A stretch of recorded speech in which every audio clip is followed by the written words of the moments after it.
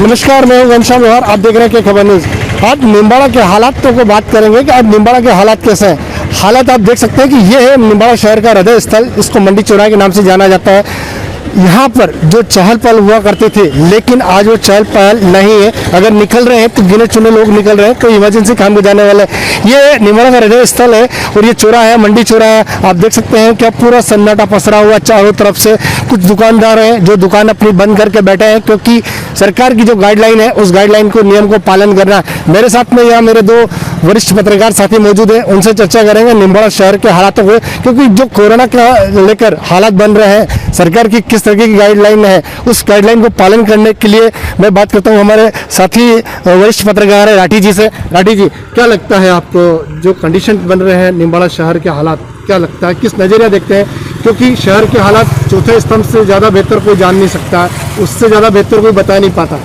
नगर में और आसपास गांव में बड़ी संख्या में मौतें भी हुई है और पॉजिटिव की संख्या भी दिन ब दिन बढ़ रही है।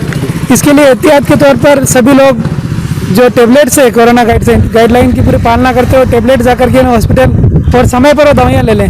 अगर उनको लगता है कि कोई लक्षण दिख रहे हैं तो दवाइयाँ पहले लें, भले टेस्ट की रिपोर्ट बाद में आए। वो अपनी दवाइयाँ लें और समय पर बिल्कुल इलाज करवाएं। उसको बचा के नहीं रखें या अंदर दबा के नहीं रखें, उससे बढ़ेगा। और ज़्यादा संक्रमण बढ़ने की स्थिति में अगर हॉस्पिटल जाते हैं तो फिर रिस्क हो सकती है। इसलिए सभी कोविड नियमों की पालना करें और बिल्कुल बाहर बिना आवश्यक कार्य के बाहर नहीं जाएं। यही तभी सभी संभव होगा, इस पर नियंत्रण संभव होगा। सरकार इस कोरोना की चेन को तोड़ने के लिए काफ़ी प्रयासरत है, लेकिन चेन तोड़ने की कोशिश प्रशासन भी करता है, पुलिस प्रशासन भी करता है, लेकिन आम जनता उस चेन को तोड़ने में नाकाम हो पा रही है। क्यों कर पा रही है ऐसा, क्या रीज़न हो सकता है? इसके लिए प्रशासन को भी सख्त थोड़ा होना पड़ेगा, पर प्रशासन की भी मजबूरी है। प्रशासन ना तो पुलिस जाब्ता प्रशासन के पास है, अधिकांश पुलिस वाले दोनों सदर थाना, कोतवाली थाना, दोनों पुलिस वाले पॉजिटिव आ गए हैं। प्रशासन के पास भी जाब्ता नहीं है पूरा।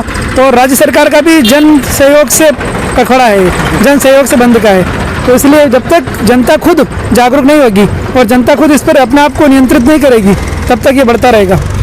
ग्रामीणों के हालात की बात करते हैं, क्योंकि चाहे मांगरोल की बात कर लो, चाहे गादोलो की बात कर लो, कि जो मौतों का सिलसिला जारी है, कहीं ना कहीं एक डर है, कहीं ना कहीं एक भय का माहौल है। तो ऐसे में प्रशासन को एक उम्मीद करनी चाहिए कि ग्रामीण क्षेत्रों से, कि उनका डर कैसे तोड़ा जाए। ग्रामीण क्षेत्रों में वास्तव में मांगरोल में बहुत खतरनाक हालात हुए थे। एक साथ 10 दिनों के अंदर 27-28 मौतें हुई थी और एक ही परिवार में कहीं माँ बेटी की मौत हो गई, कहीं माँ और 2 बेटों की एक साथ मौत हो गई और बड़ी संख्या में लोग मरे। उसके बाद लोगों ने थोड़ी जागरूकता आई और उन्होंने अपने आप को कंट्रोल किया, टेस्ट भी कराए, गोलियां भी लेने के लिए तैयार हुए। उससे पहले वो लोग तैयार नहीं हुए। तो इस तरह से ग्रामीण क्षेत्रों में भी थोड़ी सी तबीयत खराब होती है तो बंगाली डॉक्टर, झोला छाप डॉक्टर के पास ना जा करके सीधे राजकीय चिकित्सक को दिखाएं और पूरा टेबलेट वगैरह लें अपनी, और पूरा किट लें जो कोरोना किट है पूरी ट्रीटमेंट। सबसे बड़ा सवाल है, ग्रामीण क्षेत्रों का ये कहना होता है कि जलाने के लिए लकड़ियाँ नहीं है। दूसरा, अगर कोई किसी को बचा पा रहा है तो ग्रामीण क्षेत्रों में ये झोला छाप जिसको कहते हैं, तो ये झोला छाप जो डॉक्टर हैं ये भी कहीं ना कहीं एक मसीहा के रूप में ग्रामीणों के लिए मदद के रूप में।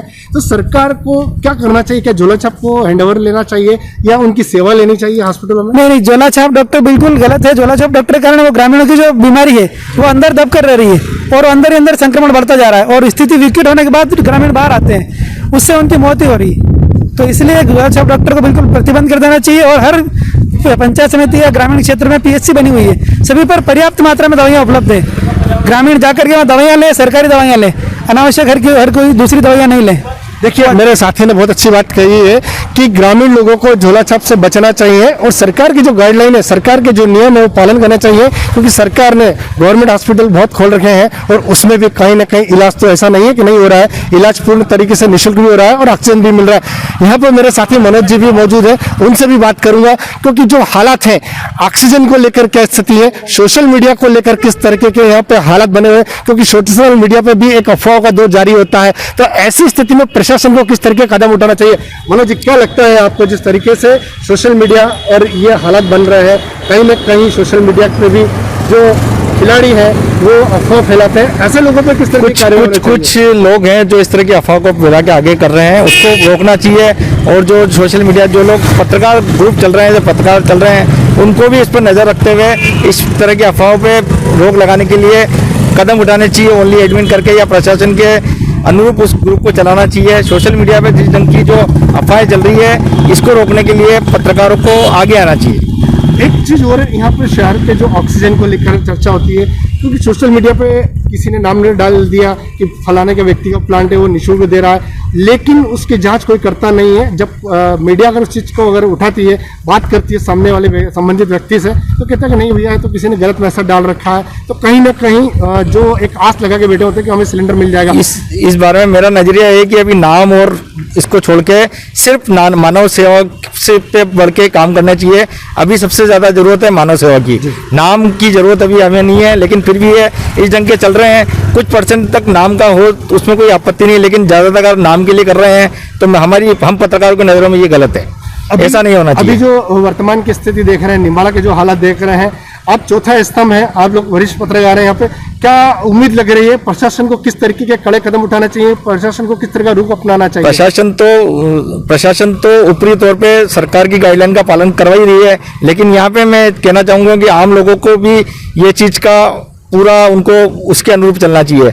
हो ये रहा है कि आम आदमी को रोकने के लिए प्रशासन पूरी तरह जुझा हुआ, जबकि प्रशासन को और पुलिस को और जो भी इसके एजेंसीज है उनको पूरा उनका काम सिर्फ हॉस्पिटल में होना चाहिए, क्योंकि अभी सबसे ज्यादा जरूरत आम आदमी को हॉस्पिटल में है। मजदूर वर्ग जो होता है, गरीब मजदूर वर्ग परिवार जो सुबह कुआं खोदता है और शाम को अपने परिवार के साथ खाता है, ऐसे में उन परिवार की स्थिति जानने के लिए यहाँ तक अभी तक कोई मसीहा या कोई समाज सेवी संस्था आगे आई है? नहीं, समाज सेवा संस्था तो काफी कुछ है निम्बाड़ा में, भामाशाह की कमी नहीं है। इवन देन यहाँ पे जो बड़े बड़े जो राजनीतिज्ञ है वो भी, उनके भी पूरे दरवाजे खुले हुए हैं, लेकिन वो अंदर की भावना से अगर खुले मन से अपने द्वार खोल दे, पैसे खोल दे, तो आम आदमी को सभी तरह से परेशानी से मुक्त हो पाएगी। सबसे बड़ी अपील क्या करना चाहेंगे हमारे की खबर के माध्यम से आम जनता? मैं तो ये चाहता हूँ कि आम आदमी अपने आप को घर में रोक के रखे।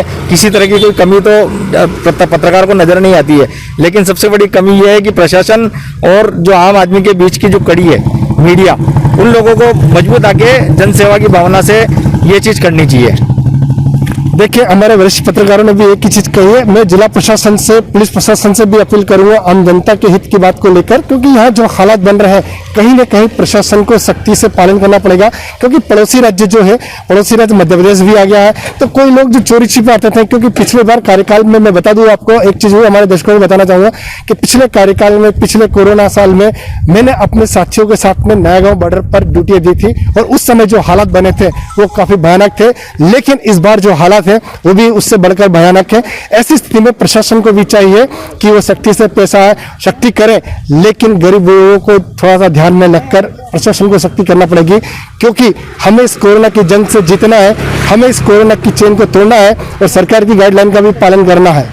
कभी गाड़ियों के पहियों के शोर से तो कभी बसों से बजने वाले हॉर्न से चहचहाता जगमगाता था जो चौराहा, आज पसरा हुआ है वहां सन्नाटा।